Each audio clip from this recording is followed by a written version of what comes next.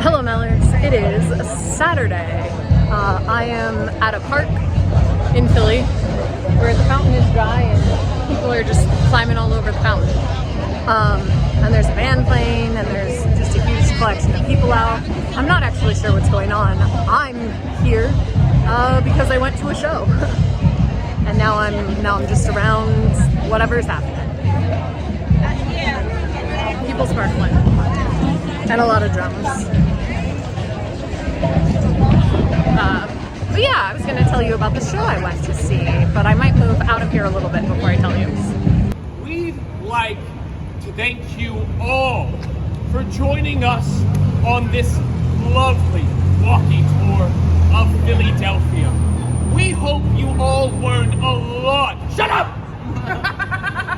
about our wonderful city. Alright, I have some more information. This parade is a celebration for the opening of a museum that is just down here a little bit. A museum built by a man who is the son of the guy who made that fountain statue that I showed you, and the grandson of a man who made a statue that's at City Hall where I went to a show earlier today. And he has made this museum that I think is like largely outdoor installation, but they're all like marching there right now in celebration. I'm gonna go get Megan and see if she wants to catch up to it. Now that the parade has passed me by and moved on to whatever museum, and I checked in with Megan to see what she wanted to do with her life, I am back walking to another theater to see another show. It's about a 25-minute walk. But I feel like I am ready to talk about the Philadelphia walking tour of Philadelphia. It was absurd. It was absurd. I absolutely loved it. We literally just circled City Hall 4 times, interacting with different characters. I met people very important to the city of Philadelphia, like Benjamin Franklin, Alexander Hamilton, Rocky Balboa, and Eraserhead. Clearly very important Philadelphia people. So I've been told. I know nothing about Philadelphia. But yeah, so that was silly and fun. And it was just completely off the wall, like not really, I think, any actual historical facts, but all very, very cheeky and very enjoyable. I had a fantastic time and I'm very, very glad that I did it. Like, I'm glad that I got up and I came here. I liked the people who did it. I liked their energy. The audience who was really enjoying that, I was like, you are my kind of people. If you really like this, you'll really like the waiting room. So I invited a bunch of people to the waiting room. And all in all, it was immersive. It's in the immersive tag. It was definitely immersive. It was hilarious. It was ridiculous. And the 2 performers who are like the main performers, your tour guides, have very, very much like Bill and Ted energy. And I mean Bill and Ted in the films, but I also mean Bill and Ted for Universal people. You would understand what I mean. Like Bill and Ted as in Bill and Ted the Halloween show energy.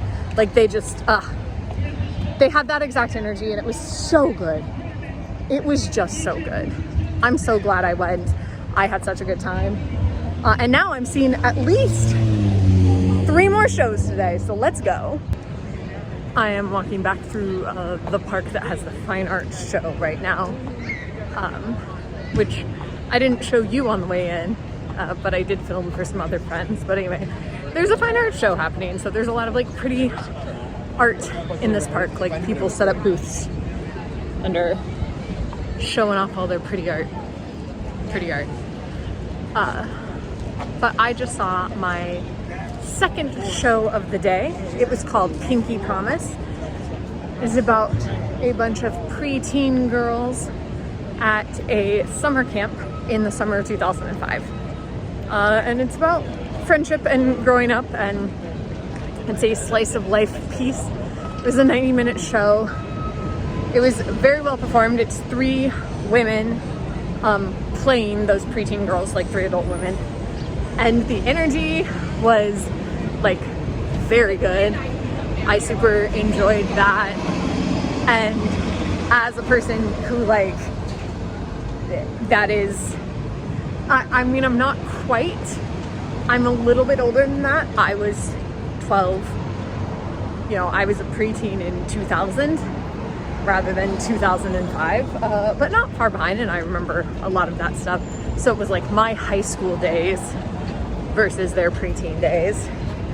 But I enjoyed it. It was immensely fun, and the references made me giggle because it's obviously a bunch of stuff that I remember from high school.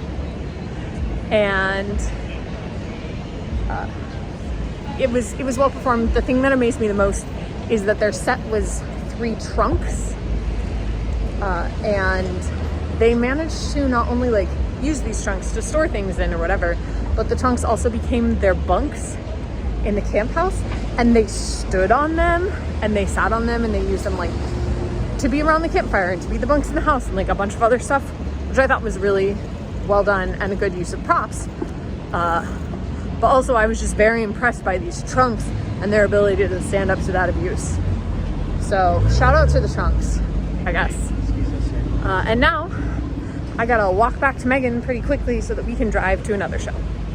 Megan and I just saw My Orc Cicero, an epic story about a guild in World of Warcraft Classic that existed during the pandemic in 2020, narrated by a member of that guild, and it was everything a PowerPoint presentation should be. Like, this is the dream of what I would want a PowerPoint to be. The presenter was unhinged in all of the best ways. I knew some about World of Warcraft because I was around in 2004 when it was hype, and a lot of my friends played in college.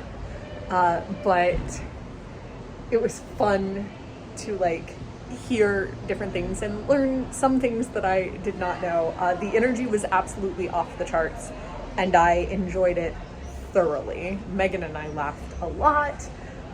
It was just positive in a lot of ways, even if it ends maybe not so great. But it's fun, it's funny, it's a silly little romp about World of Warcraft that you don't even need to know World of Warcraft to enjoy, because the creator does a great job of introducing you to things and just giving you the giggles. So, highly recommend. I've just chosen this corner. I went to see my last show of the evening. So the waiting room happened. It went very, very well. We had a lot of fun. Clark and I were wild, as we often are, but it was great. The show went fantastic. We had a good, solid audience. And then I went to see Roadkill Bambi, a show that was recommended to me because somebody that I saw a show with earlier is the star of this, and she told me it was a time loop, and I'm a sucker for a time loop, and I am so delighted that I was able to come to this show. I would definitely recommend it. It is a good time loop. It is a heavy but really, really well done show. The set was so cool. So it's like mostly set in a car, in case the roadkill didn't give it away. And what they've done is like converted one of those like portable toilet tents, like cut parts of it out to make it into a car. And that's just so brilliant. So smart. The set design, so smart. I was very, very impressed by it. And then the show itself had time loop and a lot of the time loop stuff that I love. And just told like kind of a heartbreaking, interesting story, and doesn't have a solid wrap up, just has like a nice ending, which I thought was kind of fun and unusual for a time loop. And I am a person who consumes a lot of time loop media. So yeah, I really, really enjoyed this. And I have overall had a fantastic Saturday at Philly Fringe. And I will see you tomorrow.